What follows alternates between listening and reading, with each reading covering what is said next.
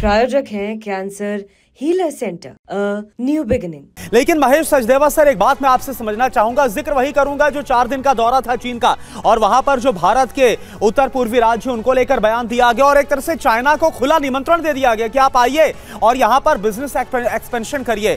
ये जो कोशिश हो रही है बांग्लादेश की भारत के करीब आने की, इस पर कितना विश्वास किया जा सकता है? मेरे ख्याल से अभी बांग्लादेश के जो कार्यवाहक प्रधानमंत्री कह लीजिए या मुख्य सलाहकार कह लीजिए, वो अभी भी अपने पैर मजबूत नहीं कर पाए हैं। वो राजनीतिज्ञ नहीं हैं, उनका एक इकोनॉमिस्ट के तौर पर ज़्यादा दखल है समाज सेवा में वगैरह वगैरह। तो मैं उनको इतनी समझ नहीं मानी जाती। और ये इस तरह का जो बयान दिया गया है, जैसा कि रिपोर्ट किया गया है, वो मेरे ख्याल से अप्रासंगिक था। और अगर वो भारत के साथ अच्छे संबंध बनाना चाहते हैं तो उससे गुरेज करना चाहिए था।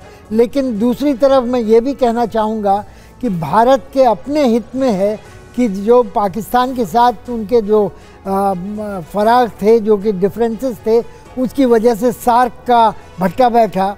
तो इसी तरह से अगर बांग्लादेश के साथ इसी तरह के दुर्भाव या अंतर रहते हैं तो हो सकता है बिम्स्टेक भी आगे ना बढ़ पाए। तो इसलिए भारत के लिए ये ज़रूरी है कि ये इसको पहले निरस्त किया जाए।